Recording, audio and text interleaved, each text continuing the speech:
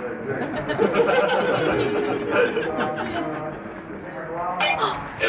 on Not a Straight Line Live, this is your Act 1 beginner's call. Beginners to the stage, please.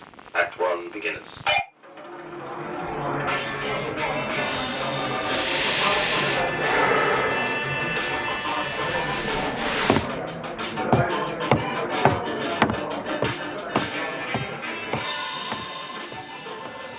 Hello, dear listener, from my garden on yet another beautiful spring morning. Slightly chillier than it has been. I'm out here fully clothed today. You'll be pleased to hear, not in my dressing gown, a little bit too chilly for that.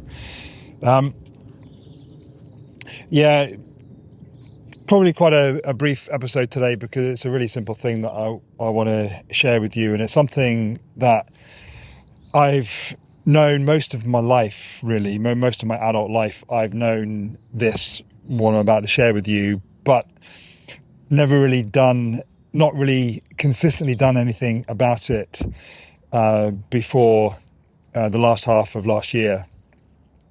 And it can be summed up in something that my good friend Izzy Stevens, I've mentioned her a couple of times in this podcast, friend and colleague and peer and coach. I've been coached by Izzy in the past. And she was on the Not a Straight Line podcast last year. Her episode is in the feed. Go and check it out. It's a great episode. But there's something she said in there that really resonated with me, and I remember asking her to repeat it. It was one of those things that you just need to hear a second time. And she said, if there's anything in your external world that, and I'm paraphrasing here, she said, if there's anything in your external world that is not the way you want it to be, then the answer lies on the inside. So if there's anything about your external world that is not the way you want it to be, then the answer to that is on the inside of you. And that speaks to a whole range of mindset, hypnosis, visualization, meditation practices that you can do. But ultimately, that is the truth that I've known in the past to be true and categorically know to be true, because of how I'm triangulating it, I guess, with myself.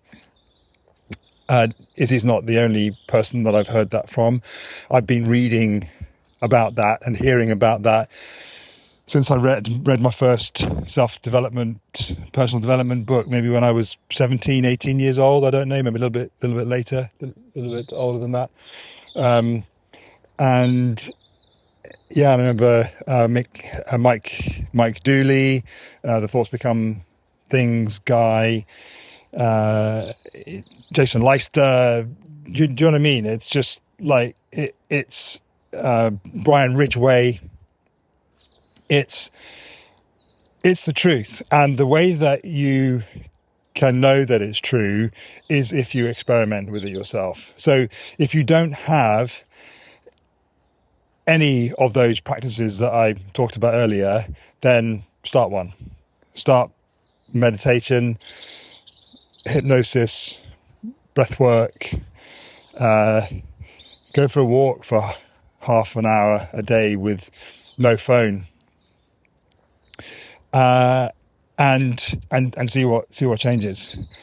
I'm absolutely categorically certain that the speed at which things are now changing in my life and coming into alignment with how I see my life and how I desire my life to be is because of the inner work that I'm doing, not because I'm attempting to control and manipulate the external circumstances.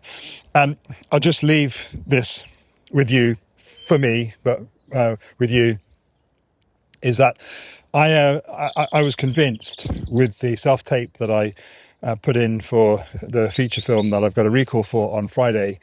When I submitted that the other Monday, I was certain that it was the last of the 3 scenes that I had to film. It's a non-dialogue scene where my character is anyway, it's a non-dialogue scene. It's very emotional. Basically, you have to communicate without dialogue. I was certain that the recalls and the callbacks would be largely dictated by how that scene was done. Because how did I know that? I don't know.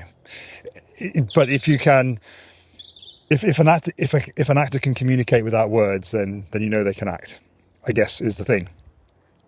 And I also know, kind of in light of what I've just been rabbiting on about now, is that my success or otherwise at the callback on Friday will be the decision, or not success otherwise, the director and the casting director's decision will be made at an energetic level. So it's how I show up in the room energetically, which is going to be the deciding factor. And for that, I've created a playlist on Spotify of music that I think will help me get into the psyche of someone who has been incarcerated for multiple decades for murder, who is now providing intimate, personal, gentle care to a fellow inmate with dementia. And I shall listen to that on the train down to London, and when I am sitting in the waiting room before I go into the room, I will probably listen to my flow state hypno breathwork thing that I'm used to listening to, because I know that gets me into flow. It gets me into the right energetic state, and then I will go into the room and I'll be me. Obviously, I can't be anybody else. But I know that energetically I will have done everything I possibly can to be energetically in the right place for that audition. So yeah, if out there doesn't look right somehow, anyhow, relationally, financially, spiritually, emotionally, if out there doesn't look right somehow, then the solution, the fix in inverted commas, the answer is inside, inwards and upwards. Love you. Bye.